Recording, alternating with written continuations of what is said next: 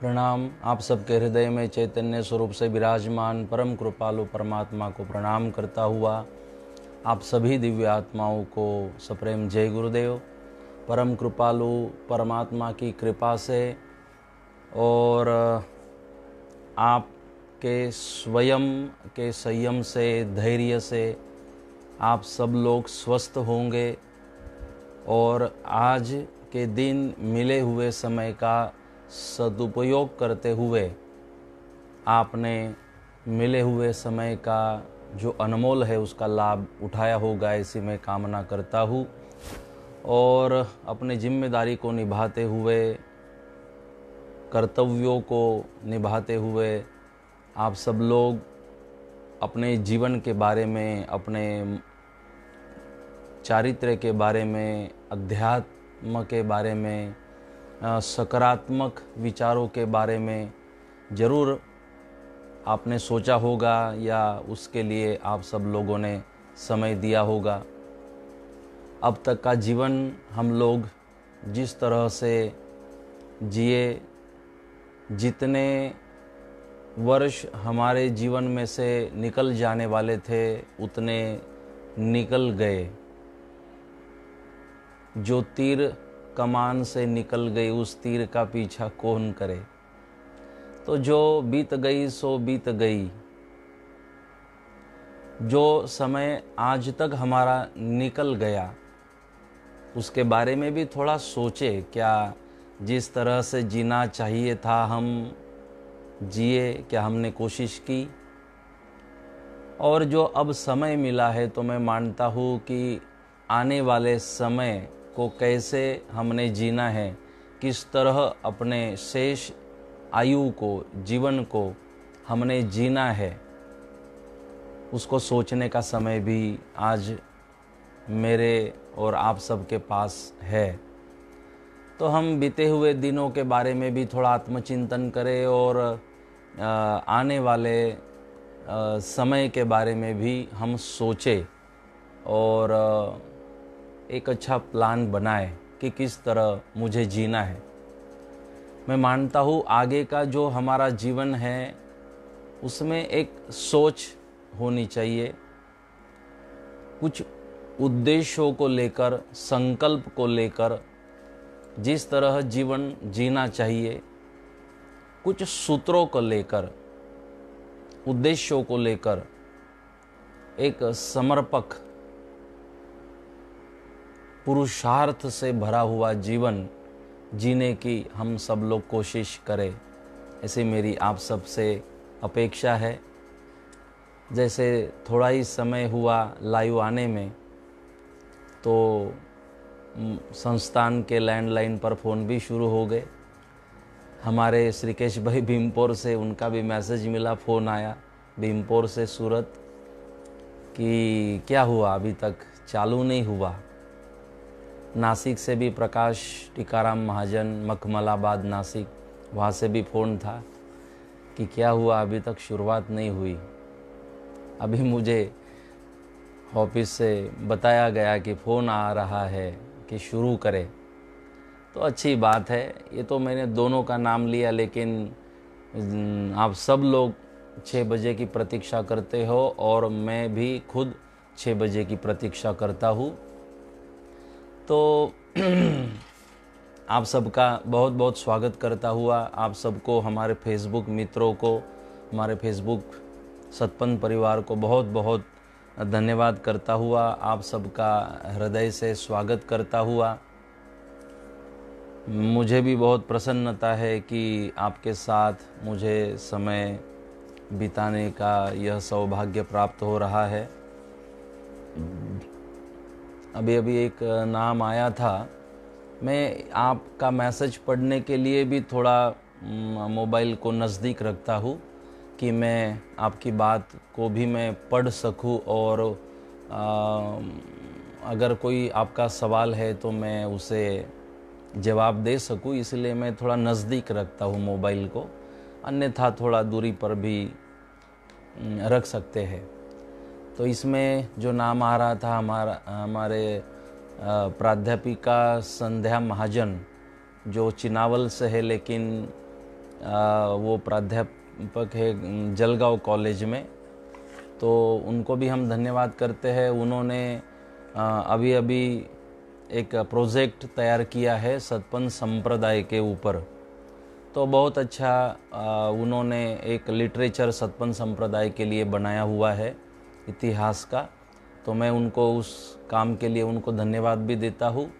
और आज उन्होंने मेरे मोबाइल पे एक कविता भी लिख कर भेजी, वो कविता भी अच्छी लिखती है, तो कोरोना के ऊपर, तो बहुत बढ़िया है, मराठी में उन्होंने लिखी है।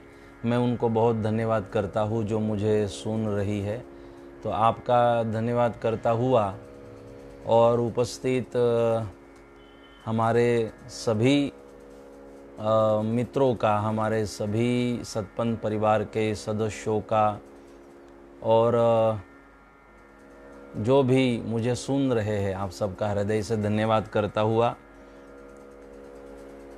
मनहर ज्ञान मन चिंतामणि को आधार बनाकर मैं आपसे बात कर रहा हूँ कि हम अपने जीवन के बारे में सोचे, मन के बारे में सोचे, क्योंकि जीवन इतना व्यस्तताओं से हमारा भरा हुआ है और इतना गति से हम जी रहे हैं।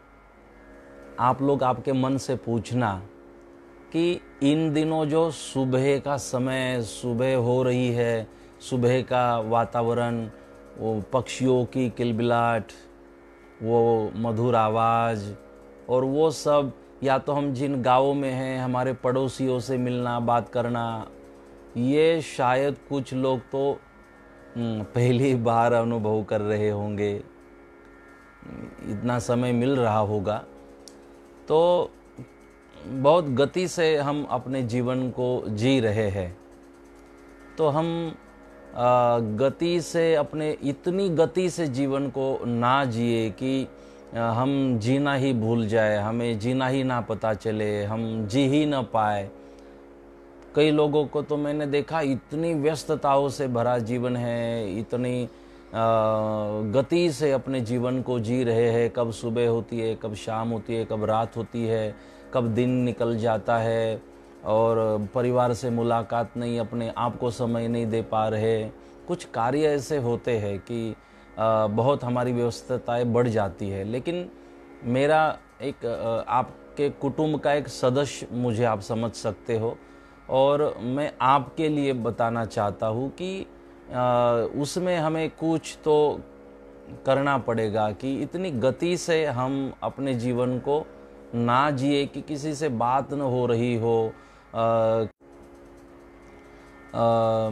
किसी को कुछ पूछ-परछ नहीं हो रही है, न हम अपने मन की बात किसी को कह पा रहे हैं, न किसी की बात सुन पा रहे हैं, न अपने परिवार के साथ बैठ पा रहे हैं।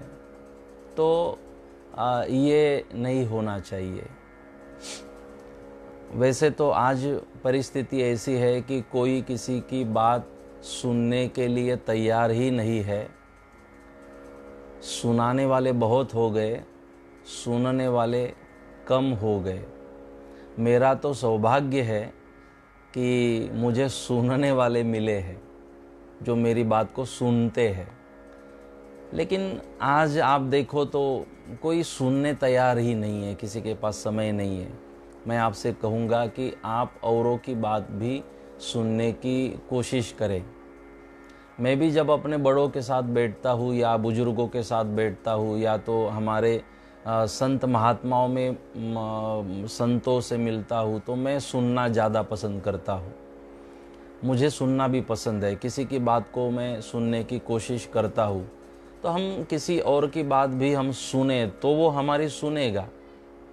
तो इसी तरह से थोड़ा इतनी गति से नहीं, तो थोड़ा आराम से अपने जीवन को जीने की कोशिश करना, जीवन को जीने का जो आनंद है उसे भी प्राप्त करने की कोशिश करना। इसलिए मन हर ज्ञान के माध्यम से अपने मन को संतुलित करने की कोशिश, मन को काबू करने की कोशिश, मन के उन आग्रहों को थोड़ा शांत करने की कोशिश हम कर रहे हैं।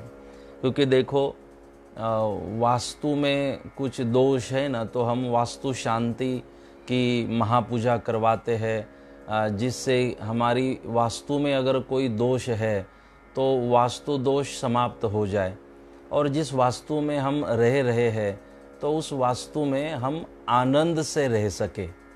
इसलिए वास्तु दोष निकालने के लिए वास्तु शांति की पूजा है। ग्रह दोष है तो ग्रह शांति की पूजा होती है। पितृदोष है तो पितृ शांति की पूजा होती है।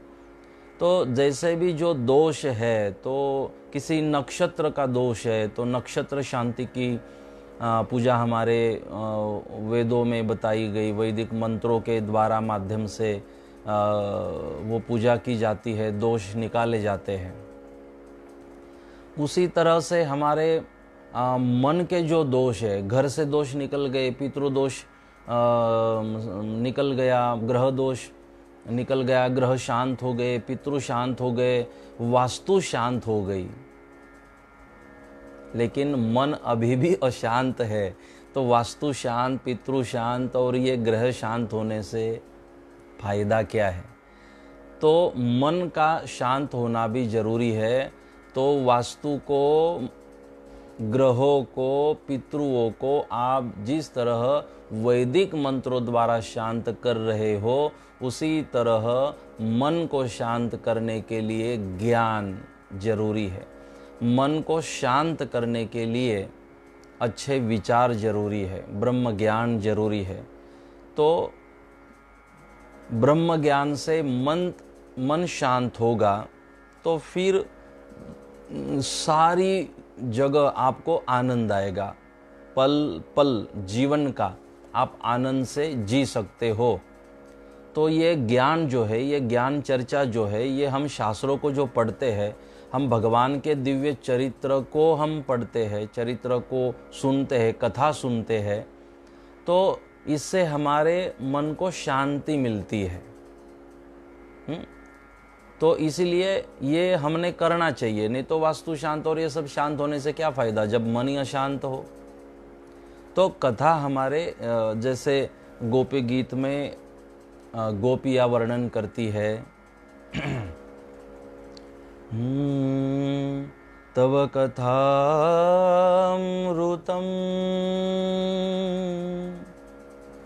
तप्त जीवनम कविभिरीडितं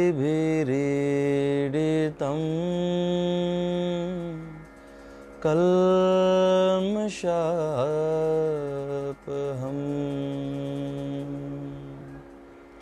श्रवणमङ्गलम् श्रीमदाततम्।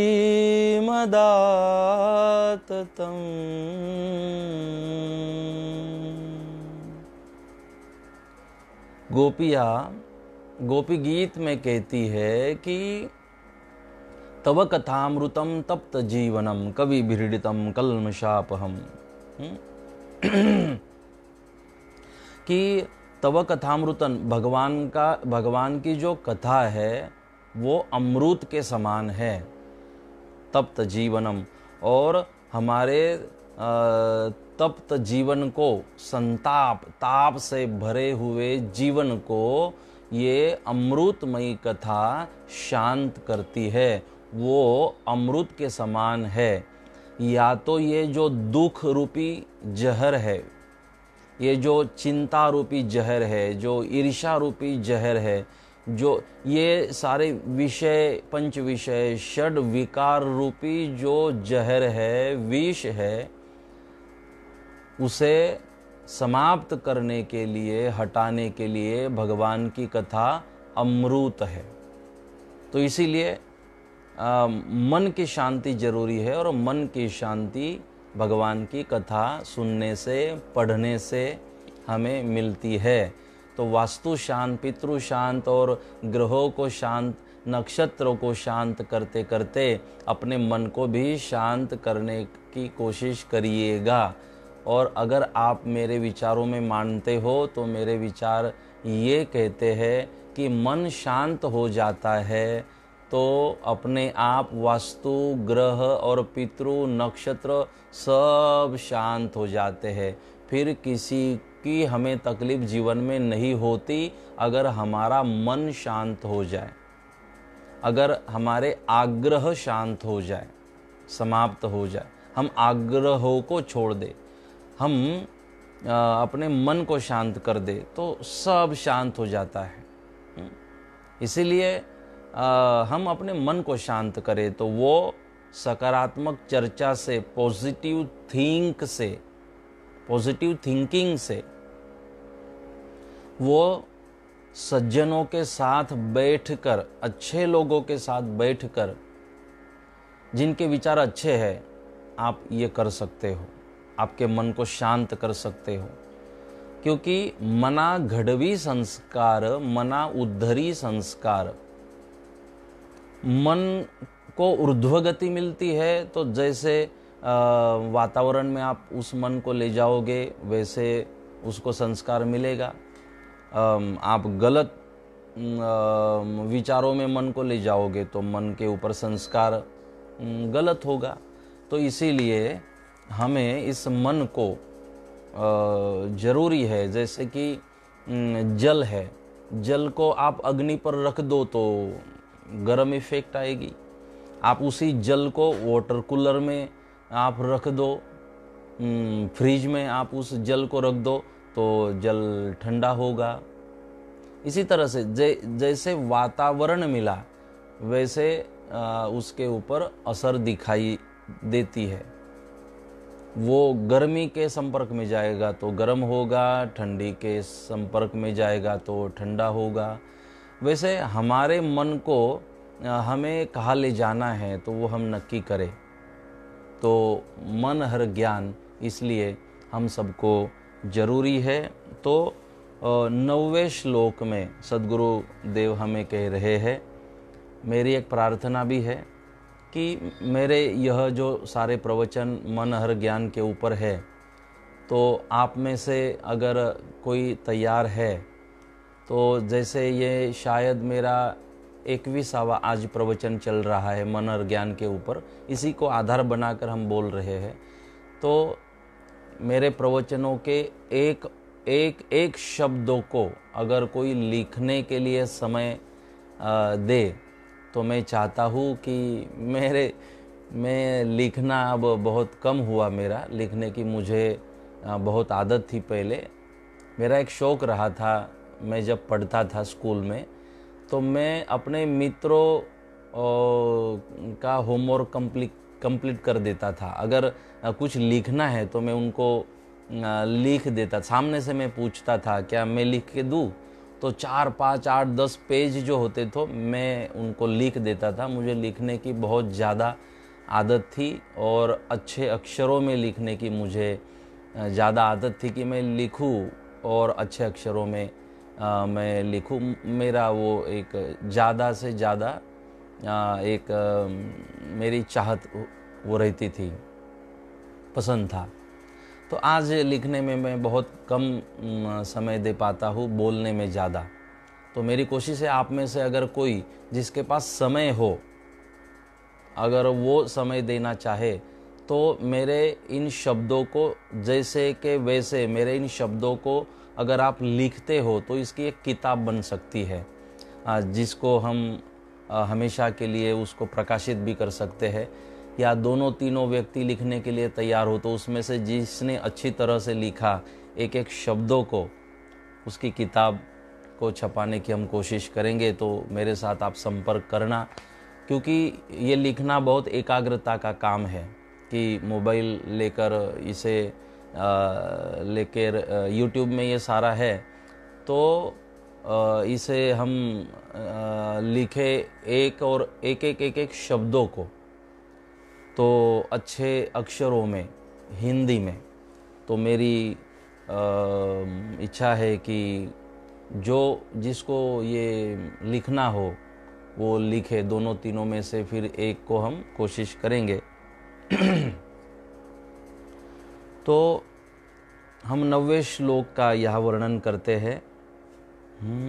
अवर उपाधि ते सहु पर हरिये, भाई अमरते दृष्टि करिए, अमर दृष्टिये अर्थ जो सरिये, तो संसार सागर सुखे तरिये।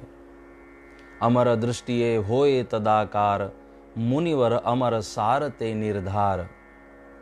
मुनिवर सावधान थई ने रहिए, अमर दृष्टि हृदय मां धरिए। अमर दृष्टि रे अमर निरखो, भाई अमर जोईते मन हरखो। दोहा सदगुरुदेव लिखते हैं, अमर हरि अवतार छे, आद्य विष्णु परमान। हरिवंशे अमर प्रगटे, सोहि हरि पछान।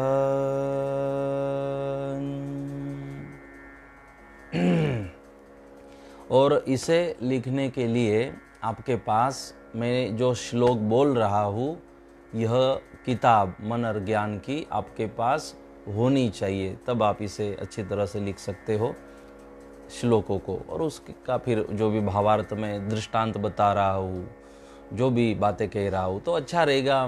कुछ लोगों ने कहा इसे लिखो, मैंने कहा मैं नहीं लिख सकता, लेकिन अगर कोई लिखना चाहे तो मैंने कहा मैं सबको प्रार्थना करूँगा।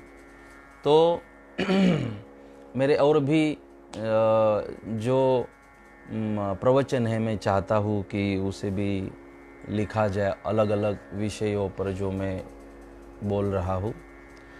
अवर उपाधि ते सहु पर हरिये, भाई अमर ते दृष्टि करिए। सदगुरुदेव कह रहे हैं, अवर उपाधि ते सहु पर हरिये, कि जो कल्पित है, जो क्षणिक है, जो क्षणभंगुर है, जिसे हम कहते हैं माया, मोह, ये जो माया है क्षणभंगुर, यह जो कल्पित है, यह जो क्षणिक है, जो नाशवान है, इन तत्वों को पर हरिये, हरिये, इनको छोड़ दीजिए, इनको छोड़ देने की कोशिश करिए, इनको निकाल फेंकिए। और इनको जो उपाधि, सदगुरुदेव इसे उपाधि कहते हैं, ये उपाधि है, और इसी के चलते तो इस उपाधि के चलते ही हमें नुकसान होता है। यही तो उपाधि है, यही सारी उपाधियां तो हमें रुलाती है, दुख पहुंचाती है। हम आनंद स्वरूप है, सच्चिदानंद रूपाय विश्वोत्पत्त्यादि हेतवे तापत्रय विनाशाय श्री कृष्णाय वयम नमः। हम सच्चित और आनंद स्वरूप होने के बाद भी, सत का मतलब है अविनाशी सत, एकोहम सत विप्रा बहुधा वदंती, एकोहम सत, सत ही है एक इस सृष्टि में जो सनातन है। तो ये जो हम सत स्वरूप है, जो अखंड है, जो सनातन है, हम सत स्वरूप है, आत्मा चित स्वरूप, चिद स्वरूप या चित स्वरूप जिसको कहते हैं, वो है प्रकाश। हम प्रकाश स्वरूप है, और आनंद, हम आनंद स्वरूप है। उसके बाद भी ये चिंताएं कहाँ से आ जाती है, ये शोक कहाँ से आ जाता है, ये हमारी विचलितताएं कहाँ से आ जाती है। देखो कितनी गंभीरता भगवान श्री राम जी के हृदय में थी, कितनी गंभीरता। बताइए कि जब रावण का वध किया तो भगवान श्री राम कहते हैं विभीषण जी को और उनके परिवार को, कहते हैं आप ले जाइए, ये रावण बहुत शूर वीर योद्धा था, और मैं भी इसे प्रणाम करता हूँ कि इसने अपने यहाँ युद्ध करते करते अपने प्राण गवाए, अपने धर्म को नहीं छोड़ा। कितनी गंभीरता, इतना शत्रु, माँ भगवती सीता को पलायन करने वाले रावण का, माँ भगवती सीता को रुलाने वाले, तकलीफ कराने वाले रावण का वध करने के बाद भी मेरे आदर्श पूर्ण पुरुषोत्तम भगवान श्री राम कहते हैं कि रावण का अंतिम संस्कार विधिवत करिए, ले जाइए। नहीं तो उसके शरीर के भी तो टुकड़े टुकड़े भगवान ने कर देने चाहिए थे। इतना अपराध था, इतनी घमंड। लेकिन वहां अभिमान अहंकार था, लेकिन यहां गंभीरता थी। यह है धर्म। मेरे भगवान श्री राम ने युद्ध जरूर किया, लेकिन भगवान श्री राम के युद्ध में धर्म था। आप देखिए, एक एक चीज को देखिए, धर्म था। हमारी बात अलग है, हमारे धर्म में युद्ध है, लेकिन भगवान श्री राम के युद्ध में धर्म दिखाई देता है। कितनी गंभीरता, हर पल इंद्रजीत की भी वाह वाह करते हैं कि ऐसा योद्धा मैंने नहीं देखा। तो ये जो गंभीरता है, तो ये जीवन का सूत्र होना चाहिए। तो ये मन जो है, इसमें से हमें जो नाशवान है, जो क्षणिक है, जो क्षण भंगुर है, ये मन वापस वापस वापस अगर इन तत्वों में जा रहा हो तो इस मन को वहाँ से हटाना पड़ेगा। चाहे इस मन को पनिशमेंट देनी पड़े, इस मन को आपको तप करना पड़े। तप का मतलब पनिशमेंट है। ये तप क्यों किया जाता है? ताकि मन को रोकने के लिए। जैसे कोई चोर है तो चोर को पनिशमेंट दी जाती है। तो चोर को पनिशमेंट, चोरी की थी, गुनाह किया था, इसलिए पनिशमेंट उस चोर को दे दी। तो कई लोग ऐसे होते हैं, पनिशमेंट मिलने के बाद सुधर जाते हैं कि नहीं, मैंने गलत किया तो देखो कितनी तकलीफ सहन करनी पड़ी। कुछ लोग सुधर जाते। तो अगर हम भी अपने मन को, अगर वो चोरी करता है तो उसे पनिशमेंट दे, हम तप करें, हम व्रत करें और अपने मन को किसी भी तरह काबू करने की कोशिश करें। मन को काबू करने का मन है, मन काबू नहीं होता। मन को काबू करने का, मन चंचल है, मन का स्वभाव चंचल है। कैसे उसे स्थिर कर सकते हो, इसे समझो। मन चंचल है, वो स्थिर नहीं हो सकता। मन का स्वभाव है पंछी बनो उड़ते फिरो मस्त गगन में, मन का स्वभाव है, आप उसे काबू नहीं कर सकते। काबू करने का मतलब है, उस चंचल मन को स्थिर करने का मतलब है कि अगर वह मन गलत सोच रहा है तो वहाँ से हटाए और उसे अच्छी सोच में लगाए। मन चंचल है, उसे स्थिर करो, उसका मतलब है। मन को काबू करने का मतलब है, काबू करने का मतलब उसे अच्छी जगह व्यस्त करा दो। हम बोलते हैं ना, खाली मन शैतान का घर। उसे खाली छोड़ो ही मत, वो शैतानी नहीं करेगा, तो उसे व्यस्त कर दो। चंचल मन कभी स्थिर नहीं होता, उसे कभी आप काबू नहीं कर सकते। इससे अच्छा है जैसे कोई छोटा सा बालक धमाल कर रहा हो, आपको पता है बेटा शांति से बैठो, बेटा शांति से बैठो, ऐसी होशियार समझदार माँ कभी नहीं कहती। जो होशियार माँ है उसे पता है ये बालक है, इसका स्वभाव चंचल है, ये शांति से नहीं बैठ सकता, इसे कुछ खिलौना पकड़ा दो। तो कोई खिलौना माँ उसके हाथों में पकड़ा देती है, खिलौने के साथ वो खेलते रहता है और शांत हो जाता है। तो उसी तरह से होशियार माँ को पता है इसके हाथों में कोई खिलौना पकड़ा दो तो ये शांत बैठेगा। तो हम होशियार बने, अपने मन को किसी अच्छे माँ ने वो खिलौने के साथ उसे शांत करा दिया। हम अपने मन को भगवान के नाम वाला खिलौना दे दें। हम अपने मन को शास्त्रों को पढ़ने वाला, शास्त्र वाला खिलौना दे दे। हम अपने मन को कोई अच्छे, हम चरित्र का स्मरण करें, अच्छी बातों का स्मरण करें। तो मन चंचल है, मन को काबू करना कठिन है, स्थिर करना कठिन है। तो इस तरह मन को वहाँ से हटाओ और मन को अच्छी जगह लगाने की कोशिश करो। मन तब जाके धीरे धीरे जाके फिर उसकी उन्नति की और ऊर्ध्वगति की और और फिर उस आत्म साक्षात्कार की ओर फिर मन की गति धीरे धीरे बढ़ने लग जाती है। तो इस मन को हटाओ। वैसे एक मैं दृष्टांत आपको बताऊं।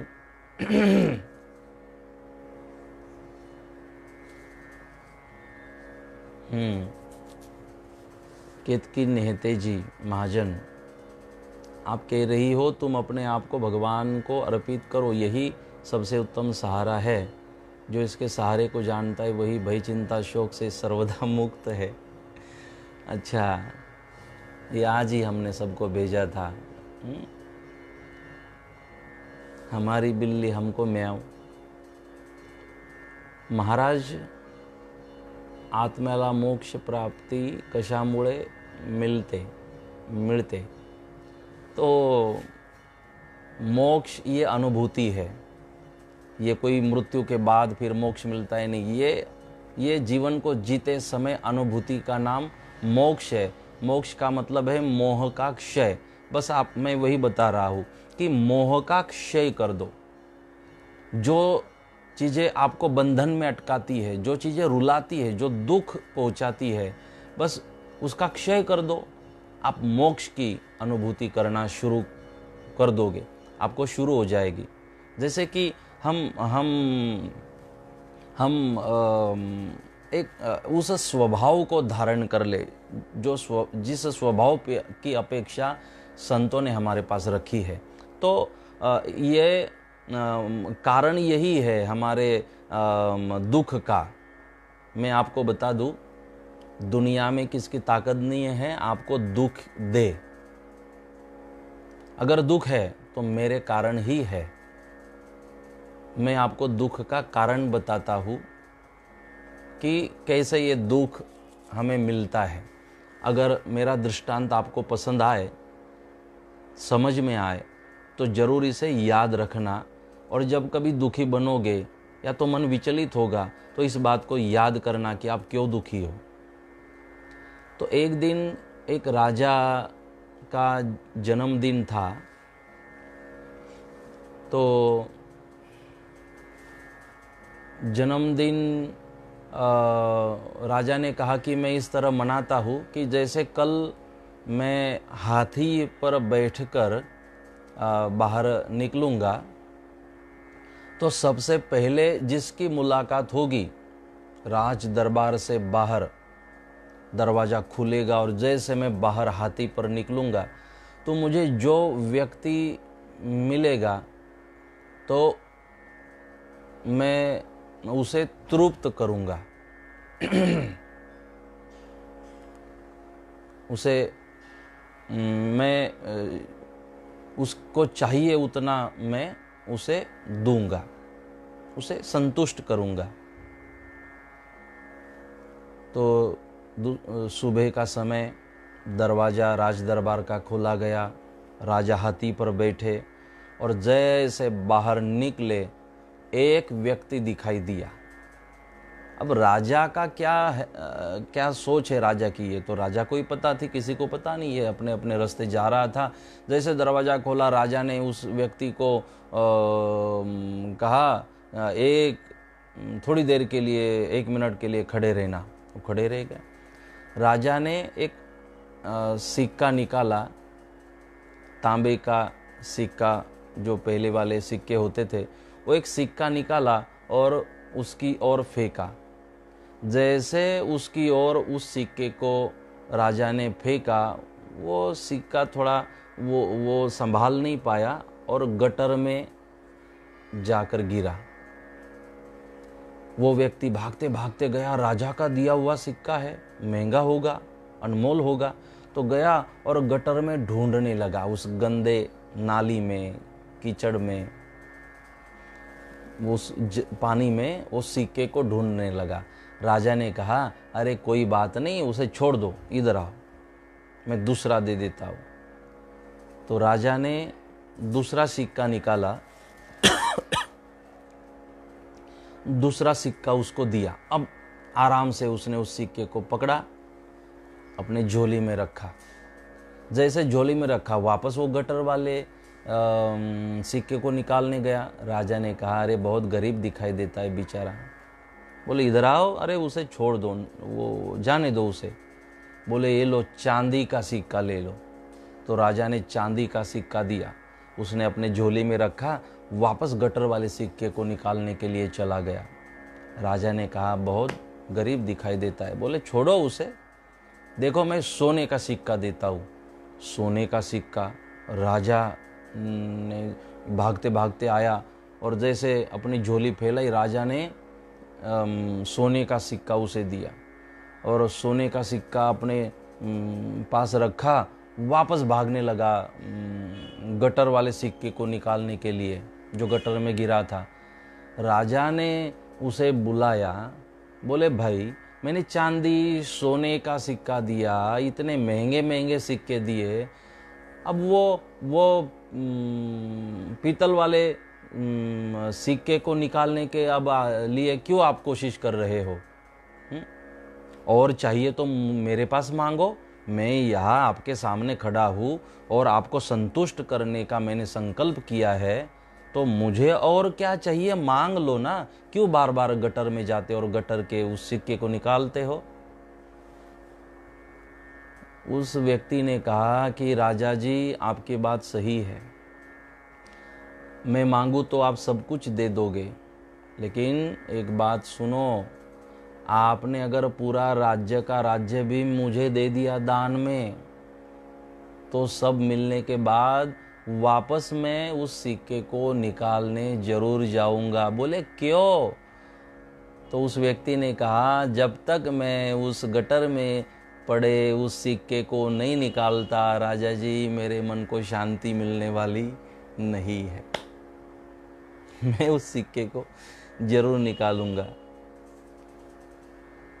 कहने का मेरा तात्पर्य ये है, अगर देने वाला और अच्छा अच्छा आपको दे रहा है, देना चाहता है, उसे छोड़ वापस क्या जरूरी है उस गटर में पड़े उस सिक्के को निकालने की? लेकिन यही तो मन की अवस्था है।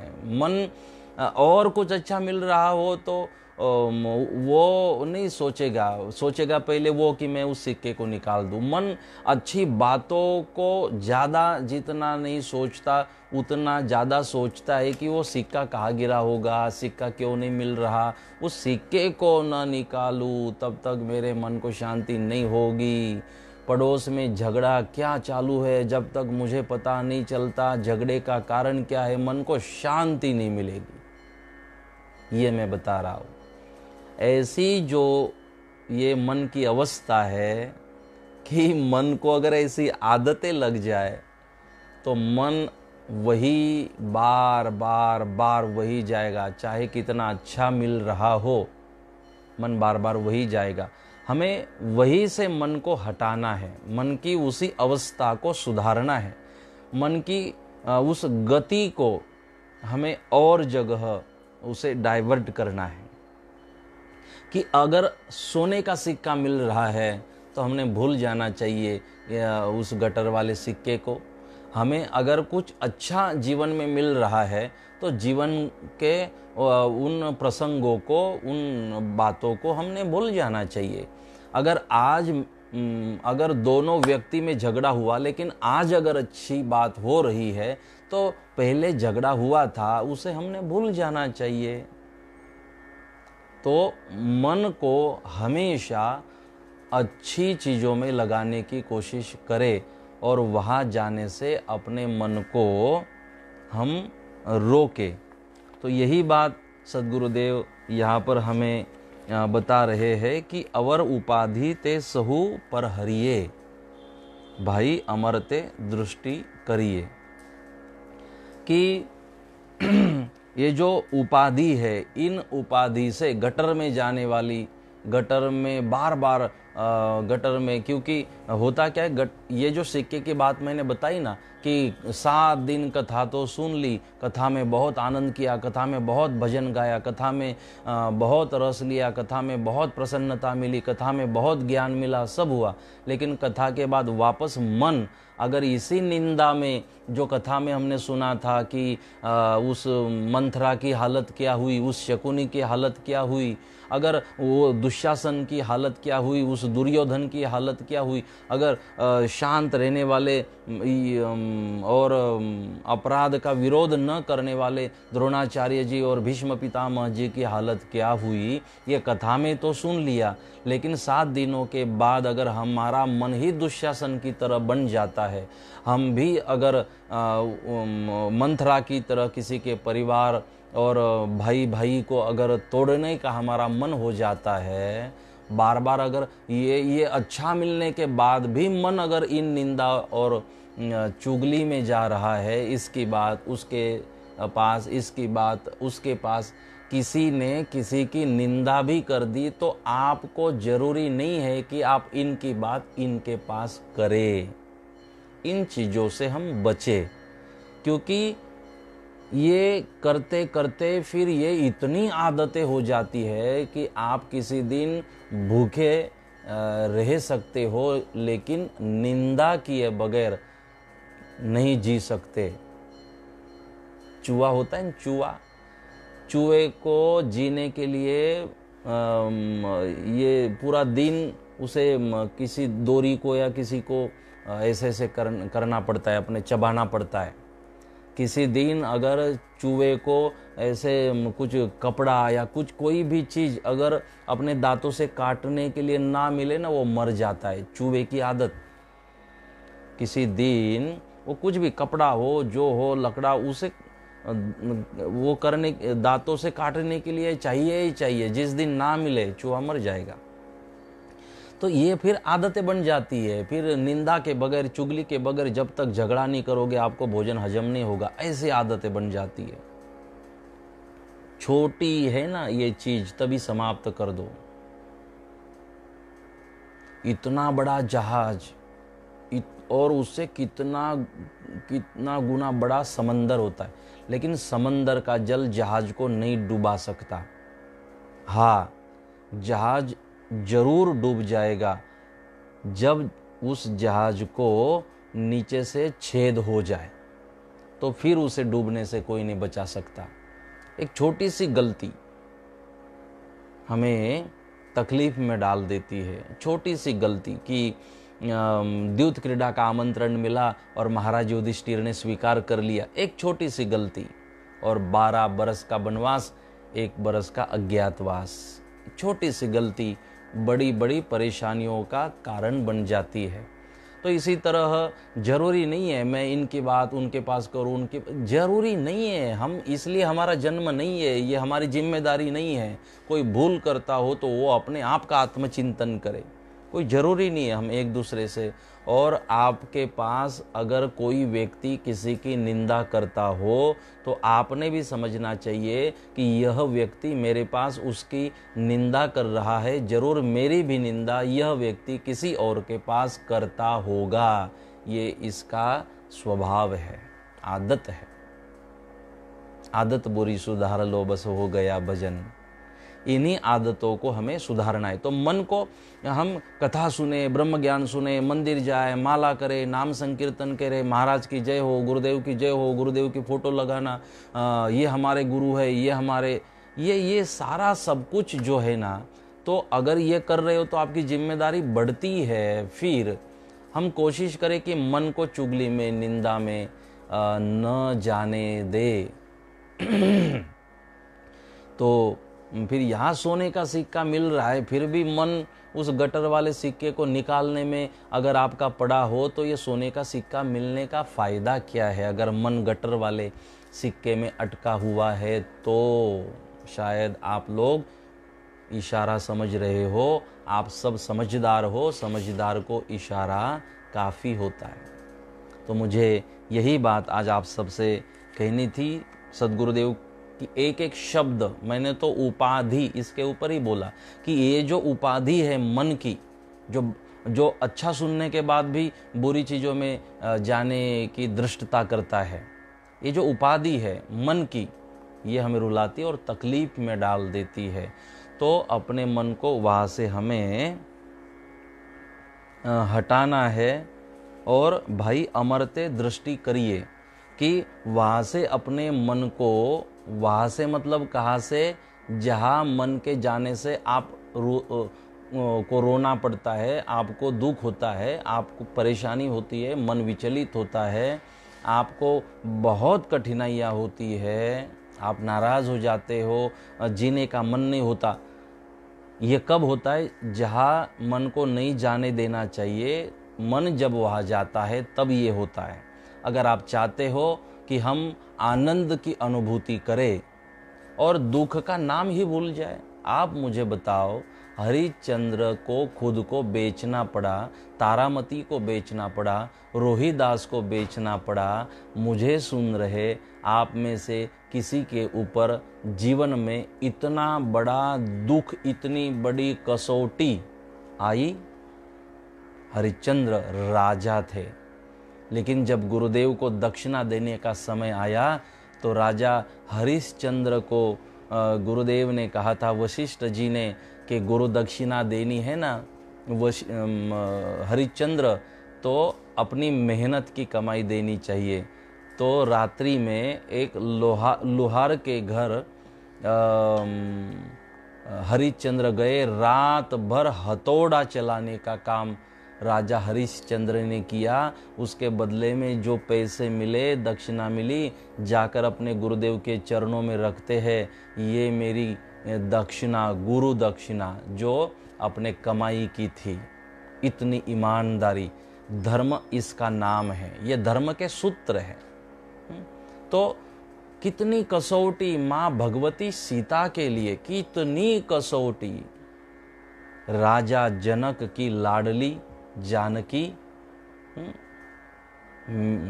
राजा जनक माता सुनैना की लाडली जानकी, राजकन्या जानकी, कितना दुख, वनवास माँ भगवती सीता को जाना पड़ता है भगवान श्री राम के साथ में, नंगे पैर, क्योंकि मेरे भगवान ने पादुकाएं छोड़ दी कि मैं वनवासी हूँ, मैं सन्यासी हूँ, मैं तपस्वी के भेष में हूँ। तो मेरे श्री राम ने कहा, अब खड़ावा लेकर मैं नहीं चल सकता।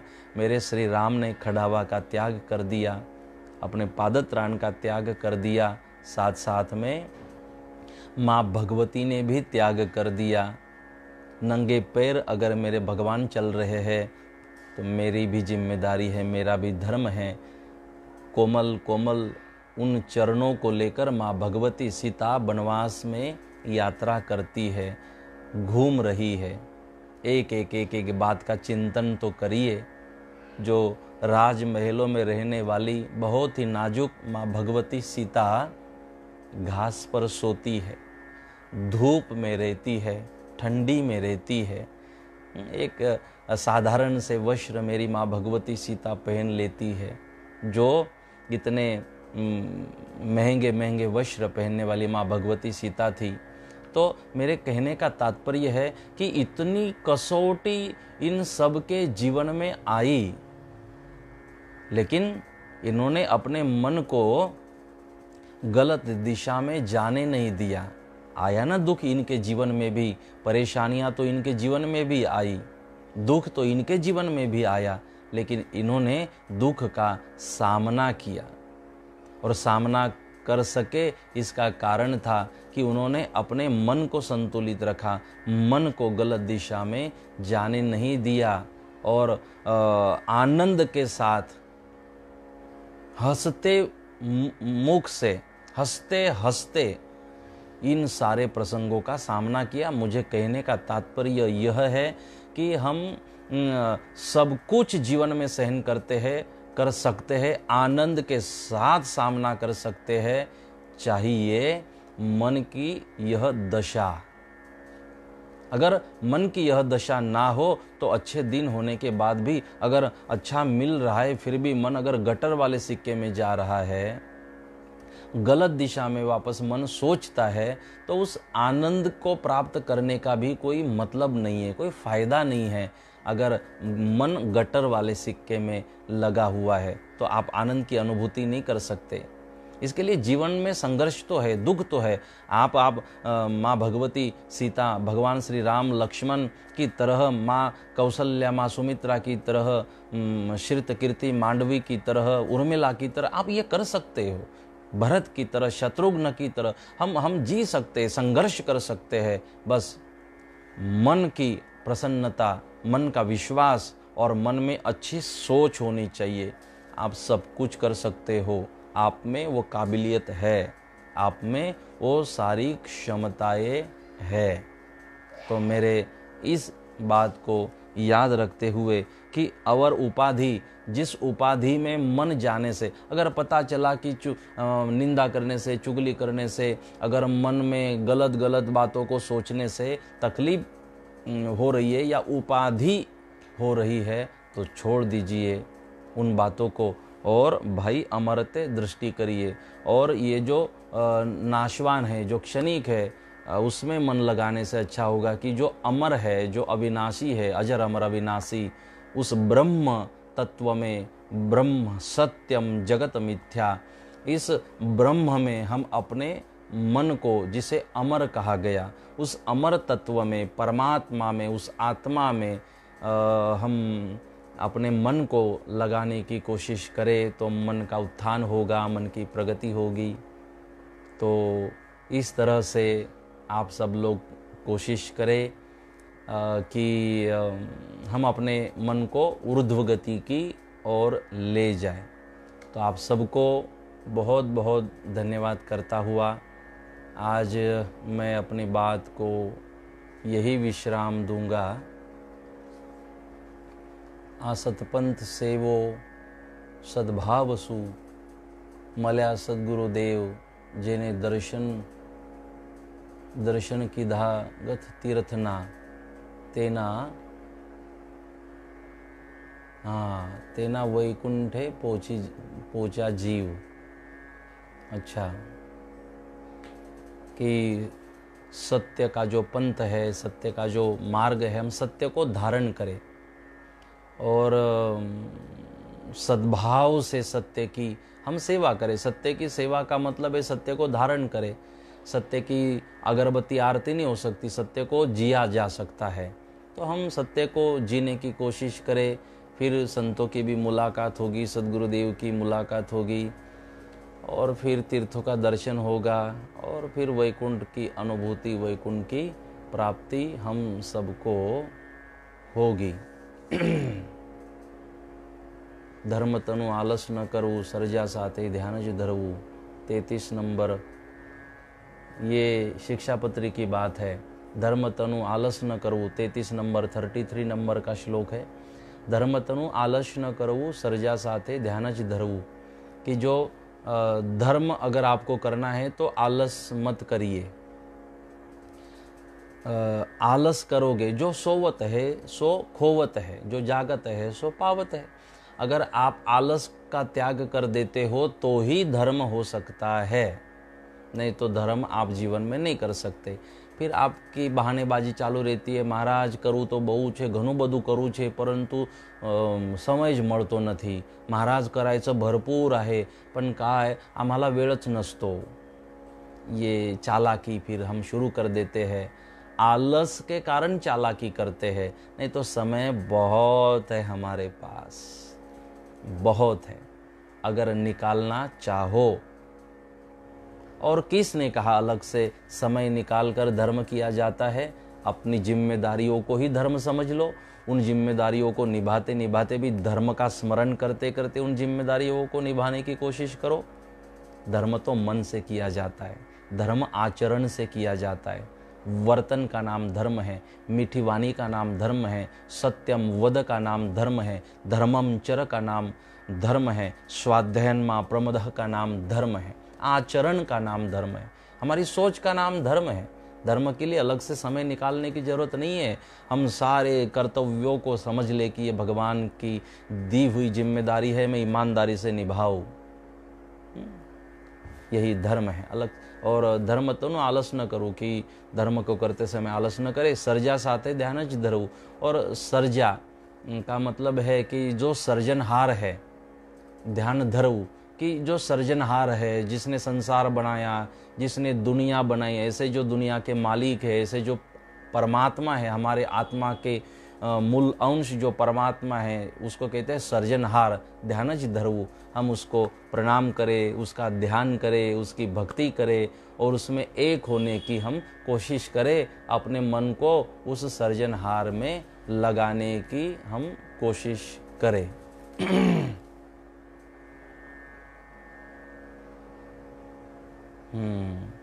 तो बहुत बहुत आप सबका धन्यवाद करता हुआ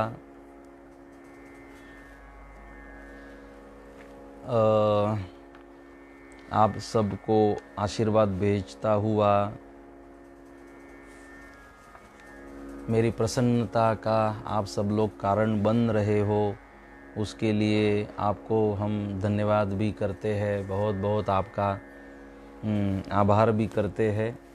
तो इन बातों को आप, मेरी अपेक्षा है, याद रखेंगे और समझने की इन बातों को ज़रूर आप सब लोग कोशिश करेंगे और वो भी ईमानदारी से।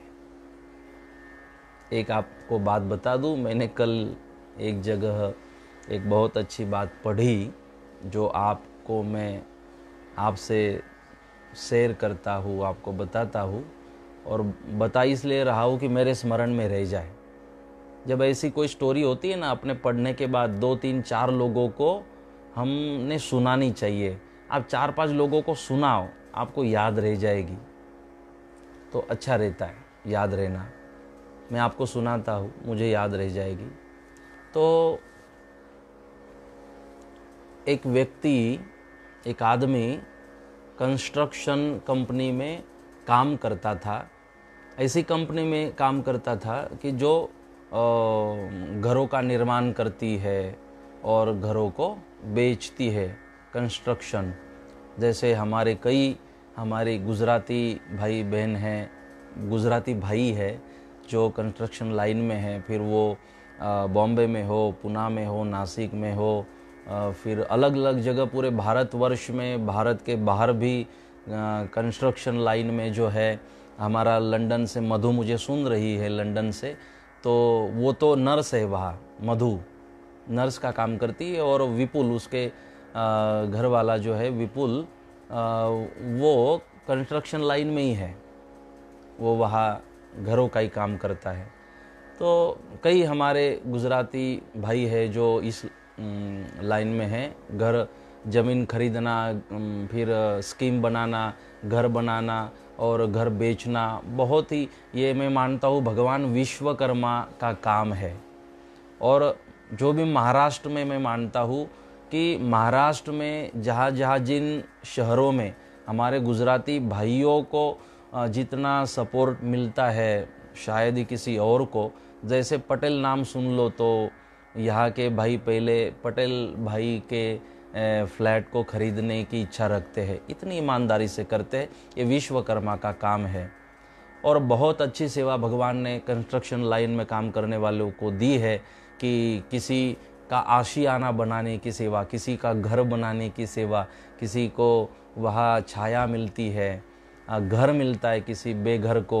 तो एक अच्छी सेवा है और मैं उसको धन्यवाद करता हूँ इस सेवाओं के लिए। बॉम्बे का कई नया एरिया, तो नासिक पुणे में कई नए एरिया का पूरा निर्माण ही हमारे गुजराती भाइयों ने किया है, तो मैं उनका बहुत धन्यवाद करता हूँ। तो एक व्यक्ति कंस्ट्रक्शन लाइन में एक ऑफिस में काम करता था, 40 साल काम किया। अब थोड़ा शरीर थका था, तो मालिक ने कहा कि अब आपसे काम भी नहीं होता। तो बोले, मालिक एक काम करो, मेरे से अब काम नहीं होता और मुझे अब रिटायर कर दो, अब मैं सेवा नहीं दे सकता, काम नहीं कर सकता। तो मालिक ने कहा, उम्र भी आपकी हो गई है कि आपने रिटायरमेंट अब ले लेनी चाहिए, अब आपने थोड़ा विश्राम भी करना चाहिए। 40 साल आपने मेरे साथ काम किया, मुझे जो सक्सेस मिला उसमें आपकी भूमिका बहुत बड़ी है। तो आपने बहुत ईमानदारी से मेरे साथ काम किया और आपके कारण मैं 40 सालों तक ये काम करता रहा और सक्सेस भी हुआ। 40 साल आपकी सेवा मिली। मेरी इच्छा ये है, मेरी आपसे प्रार्थना ये है, मालिक कह रहा है इस व्यक्ति को कि मेरी प्रार्थना है कि और 1 साल के लिए आप मेरे वहाँ काम करें और 1 साल काम करो। बहुत आग्रह किया मालिक ने। तो फिर इस व्यक्ति ने कहा, जिसने 40 साल सेवा की थी, बोले मालिक ठीक है 40 साल मैंने सेवा की तो चलो 1 साल और आपको मैं दे दूँ, आपकी सेवा कर लूँ। तो बोले ठीक है, 1 ही साल में सेवा करूँगा। बोले ठीक है। तो एक नया काम मालिक ने उस व्यक्ति को दिया, जो एक नया घर बनाना था। तो कहा कि 1 साल में इस घर को बनाना है, बना के देना है। तो बोले ठीक है, मैं कोशिश करूँगा, जब तक मैं हूँ बन जाए तो ठीक है, 1 साल तक जितना हो सके मैं कोशिश करूँगा। तो मालिक ने कहा कि आप ध्यान देना। तो घर बनाना शुरू हुआ। अब क्या हुआ कि काम से मन उठ गया था इस व्यक्ति का, जो कंस्ट्रक्शन कंपनी में काम करता था 40 साल। अब ये 1 साल उसे कैसे भी करके निकालना था। तो काम पे ध्यान नहीं दिया, जो ब्रिक वर्क था उसमें ध्यान नहीं दिया, जो प्लास्टर हो रहा था उसमें ध्यान नहीं दिया, बिल्डिंग की जो क्यूरिंग होनी चाहिए, जो पानी से मजबूत करना बिल्डिंग को किसी चीज़ पर ध्यान नहीं दिया। और जैसे भी हो रहा है मजदूरों के भरोसे आलस किया, जैसे वैसे 1 साल निकालना है मालिक के पास। कलर का समय आया, घर को कलर देते समय भी ध्यान नहीं रखा, कलर में भी गड़बड़ी हो गई। ऐसे वैसे दरवाजे में ध्यान नहीं रखा, ऐसे वैसे दरवाजे लगा दिए, कुंडी लगाई, और 1 साल में ऐसे वैसे मालिक की इच्छा थी इसलिए घर बनवा दिया कि अब छुट्टी अपनी। 1 साल उसने ऐसे वैसे निकाल दिया, ईमानदारी से काम नहीं किया। और चाबी लेकर मालिक के ऑफिस गया, मालिक को चाबी दे दी और कहा मालिक अब मेरा 1 साल भी पूरा हुआ और मैंने कोशिश की 1 साल में घर पूरा हो जाए, घर भी पूरा हुआ। अब मुझे जाने दे, अब मैं काम नहीं कर सकता, मैंने अब जाना चाहिए, 1 साल पूरा हो गया। तो मालिक ने कहा आपको मैं बहुत धन्यवाद करता हूँ, आपने 40 साल मेरे पास काम किया, 1 साल और ज़्यादा काम किया। तो उस मालिक ने चाबी वापस उस व्यक्ति को दे दी और कहा ये चाबी आप रखो। बोले मैं क्यों, अब मैं तो बोले रिटायर हो रहा हूँ, अब मैं नहीं आ सकता ऑफिस में, मैं ध्यान नहीं दे सकता काम पर। बोले मत आओ ऑफिस में, मत काम पर ध्यान दो, अब विश्राम करो। 40 साल आपने बहुत ईमानदारी से मेरे पास काम किया और खुश होकर जो घर आपने बनवाया वो घर आपको मैं सप्रेम भेंट कर रहा हूँ। आप थके हो, अब उसी घर में विश्राम करो, जाओ, वो घर हमने आपके लिए ही बनवाने के लिए कहा था। अब बताओ क्या हालत हुई होगी मन की कि मैंने घर बनवाया लेकिन घर में तो ध्यान दिया ही नहीं। अगर मैं ध्यान देकर बनाता तो आज मेरे लिए ही अच्छा होता। अब पछतावा करने लगा। पहले सोच रहा था ये तो मालिक का काम है, मेरा नहीं है, मैं क्यों इतना ध्यान दूं। अब सोच रहा है कि ये तो मेरा ही काम था, मालिक का समझकर मैंने ध्यान दिया नहीं। सभी कार्यों को अपना समझकर करने की कोशिश करिए और छोटे छोटे काम भी अच्छी तरह करने की कोशिश करोगे तो फायदा हमारा ही होता है। गोल घूमकर, ये पृथ्वी जो है ना गोल है, ये घूमकर हमारे पास ही आता है। इसीलिए जो करते हो ईमानदारी से करो, नहीं तो वो इतने 40 साल ईमानदारी से कर दिए, 1 साल में पूरा बिगाड़ दिया। तो जो भी करो ईमानदारी से करो, अपना समझ कर करो, उसका रिटर्न आपको जरूर मिलता है। आप बुरा करोगे उसका रिटर्न बुरा मिलेगा, आप अच्छा करोगे उसका रिटर्न आपको अच्छा मिलेगा। ये प्रकृति रिटर्न करती है अच्छे को अच्छा और बुरे को बुरा। तो कोशिश करें अच्छा ही करने की। तो इस कथा को आप याद रखना। आज गले में थोड़ी खिसखिस भी है, विक्स की गोली लाना हम भूल गए, लेकिन कोशिश करते हैं थोड़ा गुनगुनाऊं।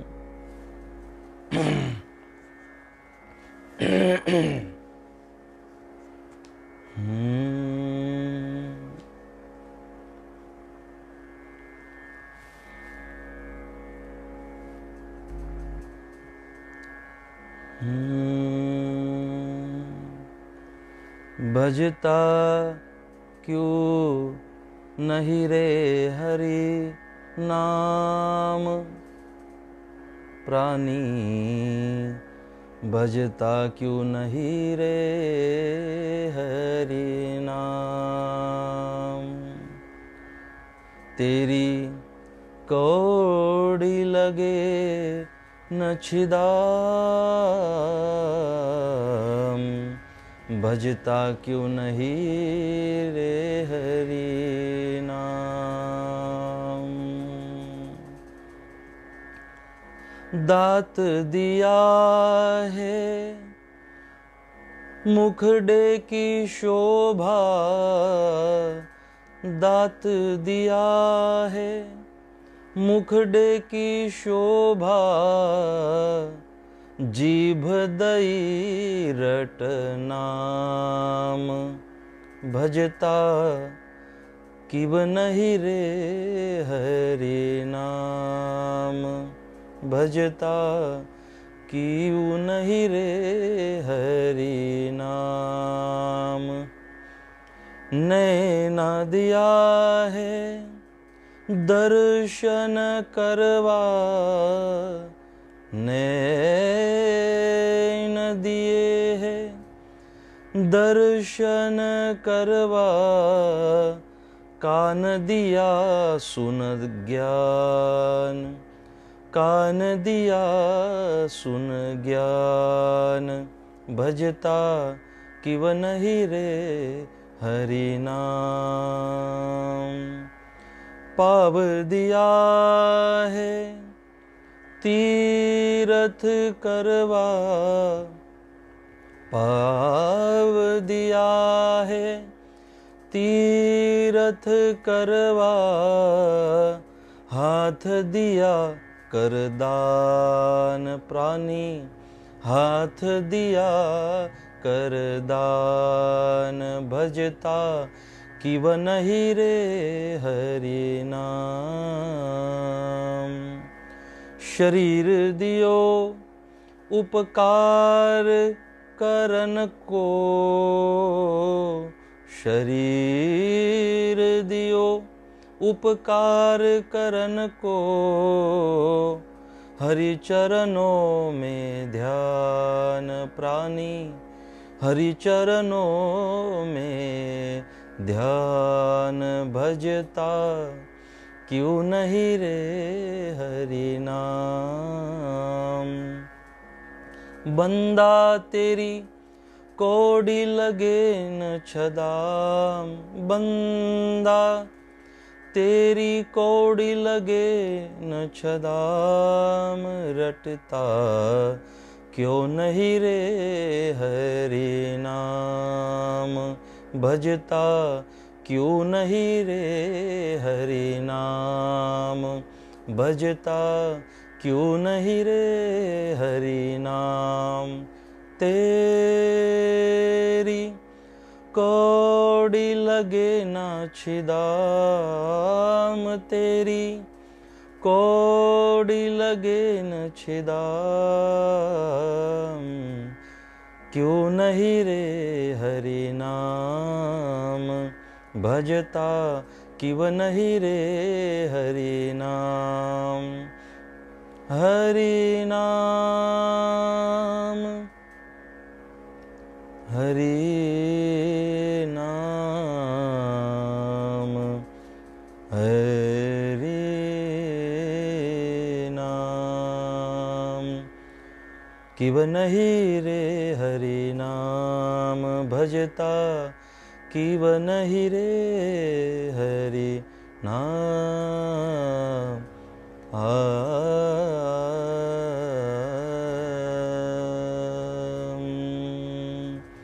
निष्कलंक नारायण भगवान की जय। थोड़ा स्वर इधर उधर हो जाता है, लेकिन स्वर जरूरी नहीं है, भाव जरूरी है, शब्द जरूरी है। क्यों नहीं रे हरि नाम जपता भजता, क्यों नहीं रे हरि नाम।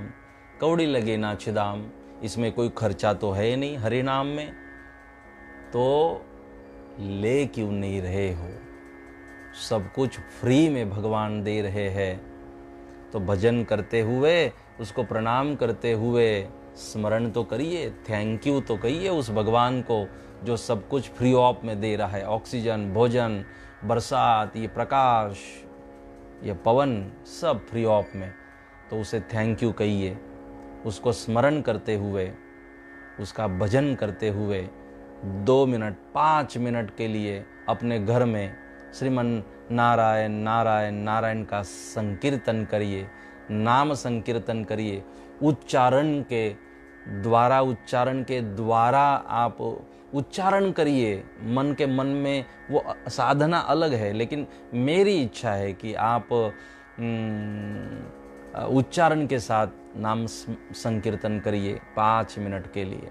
साथ मिलकर करो तो आनंद है, नहीं तो अपने आप भगवान के मंदिर सामने बैठो, घर में मंजीरा बजाते हुए, घंटी बजाते हुए 5 मिनट नाम संकीर्तन करिए, और देखिए घर में शांति ही शांति और आनंद आएगा। घर ही स्वर्ग है, घर ही मंदिर है, और जो भी दोष है हट जाएंगे। नाम संकीर्तन साधन पे सोपे, जड़तील पापे जन्मांतरीची। कलयुग केवल नाम आधार। कलयुग में तर जाने के लिए बस नाम ही आधार है। इस नाम को आधार बनाइए और भवसागर से पार हो जाने की कोशिश करिए। अच्छा, किसी के शादी का आज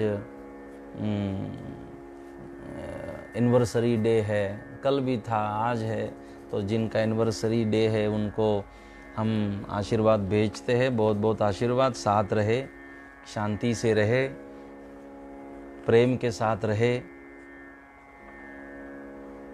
और हमारे जो जनार्दन जी जंगल है, कल जिनको हमने स्मरण किया था, तो आज उनकी सुपुत्री है दुहिता। तो दुहिता जनार्दन जंगले, जो यहाँ पेजपुर के पास में पिंपरूड में रहते हैं, लेकिन आप रहते बॉम्बे में, शिक्षक है। तो उनकी जो सुपुत्री है दुहिता, उनको भी हम जन्म दिवस की बहुत बहुत शुभकामनाएं यहाँ से भेजते हैं। बहुत बहुत आप सबको आशीर्वाद, और आज के लिए आपको सबको हृदय से धन्यवाद, थैंक यू, मेरी प्रसन्नता का कारण बनने के लिए। और मुझे बहुत ही शांति, सुकून की अनुभूति होती है इस 1-1.25 घंटे में, तो उसके लिए आपको धन्यवाद तो बनता है। बहुत बहुत धन्यवाद करता हुआ आप सबको प्रणाम। और कल शाम 6 बजे तक के लिए आप सबको जय गुरुदेव, और बहुत बहुत आप सबको धन्यवाद। कल मिलते हैं शाम को 6 बजे।